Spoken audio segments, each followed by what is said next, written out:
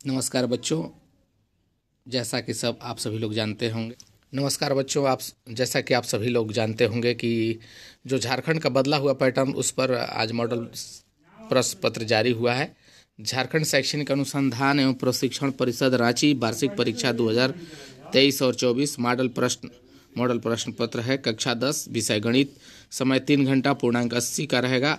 पिछले बार जैसा सब लोग एग्जाम की दृष्टि से आप सभी लोग देखे होंगे, तो वहाँ पे 40 नंबर का ऑब्जेक्टिव होता था और 40 नंबर का जो लिखने वाला होता था, सब्जेक्टिव होता था। लेकिन इस बार थोड़ा पैटर्न बदला हुआ है। हम लोग उस पैटर्न पर चर्चा करते हैं। इसके बाद हम लोग जो क्वेश्चन है यहाँ पे आपके पास मॉडल सेट में दिया हुआ है, उसका सॉल्यूशन करेंगे। तो मैं थोड़ा इसका जो सामान्य निर्देश है उसके बारे में बता दूं। इसमें आप देख सकते हैं कि सामान्य निर्देश में यही दिया है कि परीक्षार्थी यथासंभव अपने शब्दों में उत्तर देंगे। माने परीक्षा जो होती है वह कहीं से मॉडल माने गेस होस्ट से नहीं छपना है। आपको अपने शब्दों में आंसर लिखना है, जो आपको आता है, जो यूज करते हैं शब्द का, उसी का उपयोग करना है। दूसरा, सभी प्रश्न अनिवार्य है। कुल प्रश्नों की संख्या कितना है? देखिए, कुल प्रश्नों की संख्या हो गया 52। यानी पहले जो होता था 40 नंबर का ऑब्जेक्टिव होता था, 40 प्रश्न ए और 19 प्रश्न अलग से जो लिखित रहता था। लेकिन इस बार सभी को OMR सीट नहीं मिलेगा और सभी प्रश्न को लिखने ही होंगे। इसलिए टोटल प्रश्नों की संख्या कितना है? 52 है। आगे देखते हैं प्रश्न संख्या। जो प्रश्न संख्या दिया हुआ है, प्रश्न संख्या 1 से लेकर 30 तक बहुविकल्पीय प्रश्न रहेंगे। कितना? 1 से लेकर 30 तक बहुविकल्पीय प्रश्न है। प्रत्येक प्रश्न के 4 विकल्प दिए गए हैं। कितने? प्रत्येक प्रश्न के 4 विकल्प दिए जाएंगे। सही विकल्प का चयन करना है आपको और उसमें 1 अंक मिलेंगे। देखिए, आपको मैंने कहने का मतलब कि 1 से लेके 30 तक विकल्प वाला क्वेश्चन रहेंगे और आपको उसमें एक सही रहेगा जिस पर आपको चयन करना रहेगा। और मैं बता दूं थोड़ा सा इसमें कि देखिए, एक क्वेश्चन नंबर जो है प्रश्न संख्या 31 से लेकर 38 तक टोटल प्रश्न आपके पास हो जाएंगे। कितने?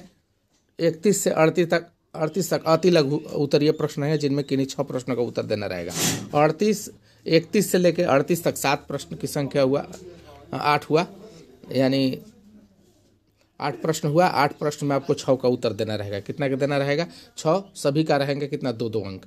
आगे है प्रश्न संख्या 39 से लेकर प्रश्न संख्या कितना? 39 से लेकर 46 तक लघु उत्तरीय प्रश्न है, जिसमें जिनमें से किन्हीं 6 प्रश्न का उत्तर देना है। अनिवार्य है। प्रत्येक प्रश्न का 3 अंक रहेगा। मैंने 39 से 46 तक प्रश्नों की संख्या कितना हो गया?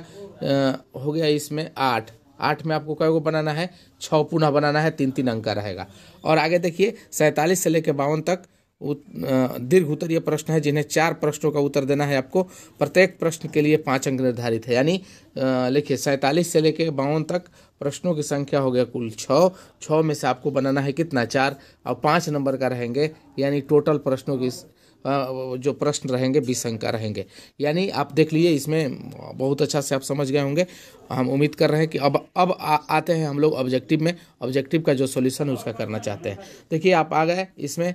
पहला इसका जो प्रश्न है बहुत अच्छा ही प्रश्न है। आप देख सकते हैं 156 का आपको निकालना है। 156 का भाज्य गुणनखंड के गुणनफल के रूप में लिखिए। आपको पीछे बता दिया गया है एक बार, और आप फिर देख लीजिए। 2 से करेंगे, यहाँ कितना आ जाएगा? 7, 8 आ जाएगा। फिर 2 से करेंगे, आ जाएगा 3, 9। फिर 3 से करेंगे, हो जाएगा कितना? 1, 3 हो गया। यानी 2 गुने 2 गुने 3 गुने 13। यानी इसका ऑप्शन नंबर है, ऑप्शन नंबर बी सही होगा। कौन होगा? Option number B. आगे देखते हैं हम लोग प्रश्न। इसका ऑब्जेक्टिव जो है दूसरा ऑब्जेक्टिव देखते हैं। यानी आपके पास दिया हुआ है क्या चीज़, अच्छा से पढ़ेंगे और समझ जाएंगे। देखिए, 6 बटा दिया है कितना? 6 बटा 15। सबसे पहले आप काट दीजिए इसको 2 से, और यहाँ कितना आ जाएगा? 5।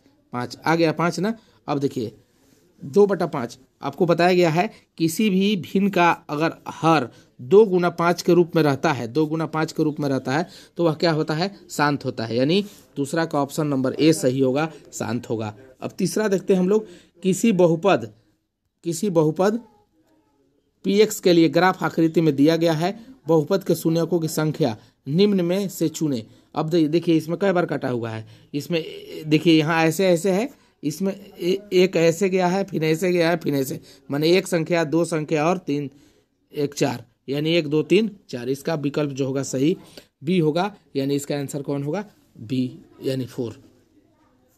5 का क्वेश्चन नंबर 4 का। अब देखिए 4 में दिया हुआ है x square minus 7x plus 12 के शून्यकों का योग निम्न में से कौन होगा। आपको बताया गया है कि शून्यकों का योग फल अल्फा प्लस बीटा बराबर माइनस बी बटा ए होता है, यानी माइनस बी यानी माइनस 7 बटा 1 यानी कितना आएगा 7 आएगा, ये हो गया। अगर इसी का गुणनफल देता अल्फा इंटू बीटा तो सी बटा ए होता है, यानी सी बटा ए होता है, यानी 12 बटा 1 होता, यानी इसमें गुणनफल योगफल पूछा है इसलिए 7 आंसर होगा।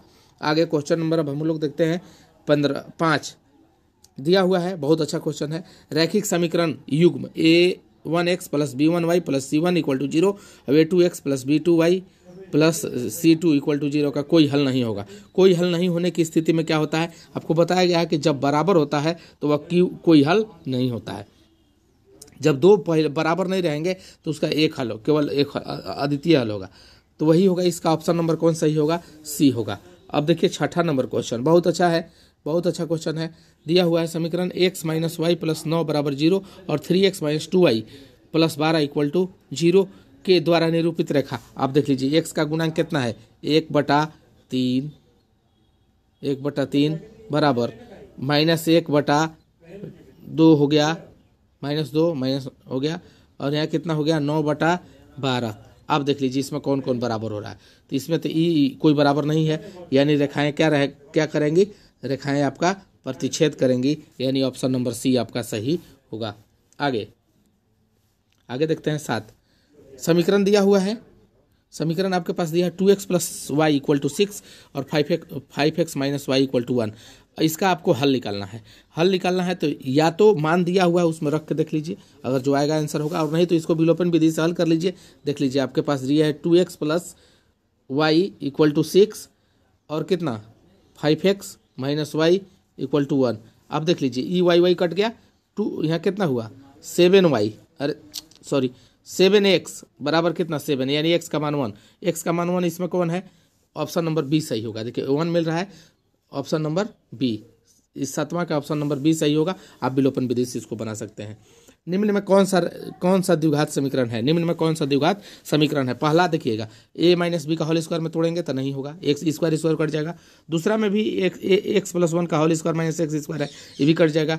तीसरा में देखिए नहीं होगा, तीसरा होगा, चौथा नहीं होगा, यानी पहला ए बी और डी नहीं होगा, सी इसका आंसर सही होगा। 9 का सी आंसर सही द्विघात समीकरण है, 9 का सी है, हो गया। 10 द्विघात समीकरण आपके पास दिया हुआ है x square plus 7x plus 6 equal to 0 मूलों की प्रकृति। तो आप जान रहे हैं इसका फॉर्मूला डी बराबर होता है क्या चीज़, बी स्क्वायर माइनस 4ac, यानी कितना 7 का स्क्वायर माइनस 4 इंटू 1 इंटू कितना 49 में से 24 घटाएंगे 25 आएगा, 25 बड़ा होगा, 25 यानी क्या होगा 0 से बड़ा रहा है ना, 25 0 से बड़ा है, तो इसका मूल वास्तविक एवं असमान होगा। 10 का ऑप्शन नंबर बी सही होगा, वास्तविक और असमान।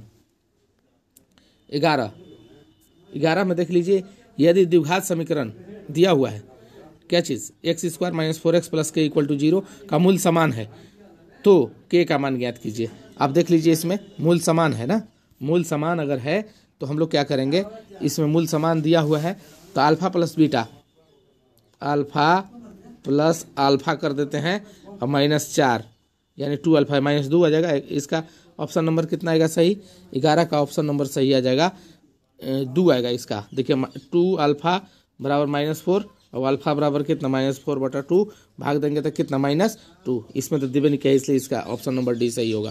11 का कौन हुआ डी। अब आते हैं हम लोग, अब आते हैं इसमें हम लोग 12, 24, 21, 18 का सार्वंतर कितना होगा। तो आप देख लीजिए 21 में से 24 घटा दीजिए, चूंकि आपको पता है यहाँ -3 होगा। डी बराबर क्या होता है a2 माइनस a1 होता है ना, यही 21 में से 24 घटा दीजिए, यानी कितना -3 आंसर आएगा, -3 ऑप्शन नंबर डी सही होगा। 12 का डी सही। 13 में आप देख लीजिए 2, 7, 12 का 10वां पद कितना होगा, तो 10वां पद बराबर का होगा a10 बराबर होता है a प्लस 9d होता है, तो a का मान कितना 2 प्लस 9 गुना डी निकाल देंगे, 7 में से 2 घटाएंगे 5, यानी 9 5 45 तो 2 कितना होगा 47, 47 है, ऑप्शन नंबर बी इसका सही होगा, 13 का बी सही। अब देखिए 14 में दिया समरूप त्रिभुज के संगत कोण क्या होते हैं। 14 में समरूप त्रिभुज के संगत कोण क्या होते हैं, समरूप त्रिभुज है, संगत कोण क्या होते हैं, समांतर होते हैं, जितना रहेगा उतना होगा, यानी 14 का ऑप्शन नंबर सी सही होगा। आगे दिया है 15, एबीसी में डी पैरेलल टू बीसी हो तथा बीडी बराबर 7.2 और एई बराबर 1/1.2 और ईसी बराबर कितना इतना, तो एडी ज्ञात करना है। आपको पता है इसमें हम एक फॉर्मूला लिखवाए थे कि एडी बटा बीडी बराबर एई बटा ईसी, यही होगा, यानी एडी का मान कितना है, एडी का मान है कितना, एडी का मान आपको निकालना है, यानी एडी बटा बीसी, बीडी का मान कितना है, बीडी का मान है 7.2 बराबर कितना होगा एई कितना 1.8 बटा 5.4, यही ना है, 3 बार में ही कटेगा, 3 से ही कटेगा, हो जाएगा 24 2.4 ऑप्शन नंबर सी सही होगा, यानी 15 का कौन होगा, सी सही ऑप्शन नंबर। आगे देखते हैं हम लोग 16, बहुत बढ़िया क्वेश्चन है। 16 में दिया हुआ है कि एबीसी में एबी कितना दिया है 6√3, एसी बराबर 12 और बीसी बराबर 6, तो कौन कैसा होगा। अब देख लीजिए 16 का जो अगर ऐसे दिया है तो आप देख लीजिए इसका करेंगे तो कितना आएगा, आप मान निकाल सकते हैं इसमें 6 बटा ये करेंगे, आपका ऑप्शन नंबर डी इसका सही होगा, यानी कितना 45 डिग्री। आप देख सकते हैं इसको, ऑप्शन नंबर सी सही होगा इसका, हम लोग निकाल लेंगे, इसको निकाल लीजिएगा, थोड़ा सा देख लीजिएगा। tan थीटा बराबर हो जाएगा 6/6√3, 6 कटेगा 1/√3 हो जाएगा, 1/√3 कितना होता 12। इसको देखिए बनाइए अपने से, ऐसे ऑप्शन नंबर डी सही होगा। आगे देख लीजिए बिंदु 2, 3 और 4, 1 के बीच की दूरी बराबर आपको फार्मूला बताया गया है। दूरी बराबर होता है क्या चीज़, x2 - x1, यानी 4 में से 2 का स्क्वायर आ गया, 4 में से 2 तो 2 का स्क्वायर, और 1 में से 3 - 2 का स्क्वायर, यानी 4 + 4 कितना आया 8 आया। 8 को लिखेंगे 2√2 है इसमें ऑप्शन नंबर डी सही होगा, 17 का डी सही, 17 का डी सही है। 18 का क्या होगा, इसमें मध्य बिंदु निकालना है। 18 का मध्य बिंदु आपको बताए हैं, जैसे करेंगे का 2 + 4/2, यानी 4 2 6, 6/2 यानी कितना आया 3। देखिए 3 और 6 सी आंसर होगा इसका, कौन होगा 18 का सी आंसर होगा। 19 का त्रिभुज का क्षेत्रफल, 19 का कौन सही होगा इसमें, 19 का देख लीजिए आप, इसका जब क्षेत्रफल निकालेंगे तो 19 का क्षेत्रफल हो जाएगा आपका, दिया हुआ है लगभग 19 का क्षेत्रफल तो निकालना पड़ेगा थोड़ा सा, देख लीजिए आप, इसमें फार्मूला लगा देंगे 19 में फार्मूला लगा देंगे क्या चीज़, 1/2 mod x1 y2 - y3, फिर हो जाएगा x3 x2, फिर y3 - y1 plus x3 y1 - y2, यानी इसका ऑप्शन नंबर 19 का हो जाएगा सही, सी है, यानी 60 वर्ग मात्रक हो जाएगा। अब आगे देखते हैं 20 में साइन बराबर दिया हुआ है, साइन का पी का मान दिया है आपके पास, साइन का मान कितना दिया है, पी का मान दिया है 3, और एच का मान क्या दिया है 5, तो बी निकालेंगे तो क्या हो जाएगा 25 में से यानी 4, तो 10 निकालना है, 10 का मान कितना होगा, p/b होता है, p/b यानी 3/4 आंसर होगा, ऑप्शन नंबर सी, 20 का सी आंसर, 20 का सी आंसर होगा। 21 का 2 sin स्क्वायर बराबर 1 है, तो मान निकालना है इसका, देख लीजिए बहुत आसान क्वेश्चन है इसमें। आगे बढ़ते हैं हम लोग, थोड़ा सा इसमें दिया हुआ है लेकिन आगे बढ़ते हैं इसमें, देख लीजिए क्या दिया है, 2 sin स्क्वायर बराबर 1 दिया है, 2 sin स्क्वायर बराबर दिया है 1, तो साइन स्क्वायर बराबर कितना 1/2, और साइन बराबर कितना 1/√2, और 1/√2 साइन में कितना का मान होता है 45 डिग्री का होता है, यानी 45 इसमें कौन ऑप्शन नंबर कौन सही है, इसमें आपका बी सही है, कोई दिक्कत नहीं है, ऑप्शन नंबर बी, 21 का बी सही। अब 22 में आते हैं। देखिएगा, मैं बार बार बताया हूँ कि जब भी साइन कॉस माइनस में रहेगा, चाहे सेक उसका माइनस में रहेगा, उसका मान कितना रहेगा, 0 हो जाएगा। क्या हो जाएगा, 0, यानी ऑप्शन नंबर 22 का बी होगा। अब देखिए 23, भूमि के एक बिंदु से जो मीनार के पाद बिंदु से ठीक 30 मीटर की दूरी पर है, मीनार के शिखर का उन्नयन कोण 30 डिग्री है, तो इसका कितना होगा। अब देख लीजिए, भूमि के पाद बिंदु से ऐसे हो गया, यानी यहाँ कितना बन रहा है 30, पाद में जो मीनार के पाद बिंदु से 30 मीटर की दूरी पर है, ये कितना दिया है 30, तो क्या निकालना है, शिखर का उन्नयन कोण तो मीनार की ऊंचाई, यानी ये दिया है 30, तो आप इसे तो पी और बी से संबंधित लगा दिया। tan 30 बराबर कितना हो जाएगा, tan 30 मैंने पी बटा 30, पी बटा बी हो गया। अब देखिए इसका हो गया, तो हम लोग 30 का मान कितना रखेंगे, 1/√, यानी इसका जब हल कीजिएगा तो 23 का ऑप्शन नंबर इसका कौन सही होगा, 10√3 होगा, यानी सी ऑप्शन नंबर सी सही। आगे 24, एक वृत्त की कितनी स्पर्श रेखाएं खींची जा सकती है। एक वृत्त है, इसका स्पर्श रेखा यहाँ भी हो सकता है, यहाँ भी हो सकता है, यहाँ भी हो सकता है, यहाँ भी हो सकता है, यहाँ भी हो सकता है, यानी इसका कौन हो, ऑप्शन नंबर सही होगा सी, यानी अनंत खींची जा सकती है, अनंत हो खींची जा सकती है ना। 24, एक वृत्त की कितनी स्पर्श रेखाएं खींची जा सकती हैं, अनंत। 25 में देखिएगा, यहाँ आपका 90 हो गया, यहाँ 90 हो गया, तो यानी 90 प्लस 110, 360 में से घटा दीजिए, 180, 290 यानी 70 डिग्री, यानी इसका ऑप्शन नंबर 20 सही होगा 25 का। 26, यदि एक वृत्त का परिमाप और एक वृत्त का परिमाप और क्षेत्रफल संख्यात्मक रूप में बराबर है, परिमाप यानी 2πr बराबर हो जाएगा πr², ई अभी कट गया, एगो से एगो ई काट दीजिए, यानी r बराबर कितना आया 2, यानी 2 है, 2 मात्रा का आंसर होगा, 26 का बी आंसर होगा।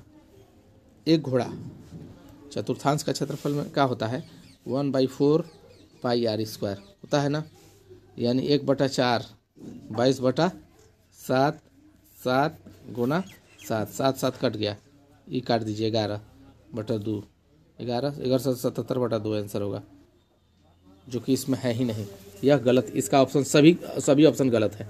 आगे देखते हैं,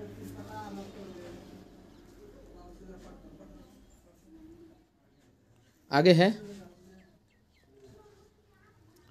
सबसे बड़े बांस की लंबाई बताइए, 12, 9 और 8, तो 12 का स्क्वायर 144, 9 का स्क्वायर 81 और 8 का स्क्वायर 64, कितना आएगा, 8 1 9, 8 6 14, 14 4, यानी 17 आंसर होगा इसका, ऑप्शन नंबर 20 सही होगा। आगे है, उच्च वर्ग सीमा एवं संचयी बारंबारता के बीच खींचे गए आलेख को क्या कहते हैं। ऊंच अगर कह रहा है तो आपको बताया गया है, जब उच्च कहेगा तो अधिक प्रकार के त्वरण, जब निम्न कहेगा तो कम प्रकार के त्वरण, यानी ऑप्शन नंबर 20 सही होगा। अब आगे देखते हैं, इसमें निम्नलिखित में से कौन सी संख्या किसी घटना को प्रायिकता नहीं हो सकती है। आपको बताया गया कि कभी भी प्रायिकता का मान 1 से ज़्यादा नहीं हो सकता है, 1 से ज़्यादा इसमें दिया है कितना, ऑप्शन नंबर बी इसका सही होगा। अगर आप सभी चैनल पर नए हैं तो इस चैनल को लाइक और सब्सक्राइब करें, सभी सब्जेक्ट का ऑब्जेक्टिव वीडियो इस पर मिलते रहेगा। आप सभी लोग अपने दोस्तों तक इसको शेयर ज़रूर करें।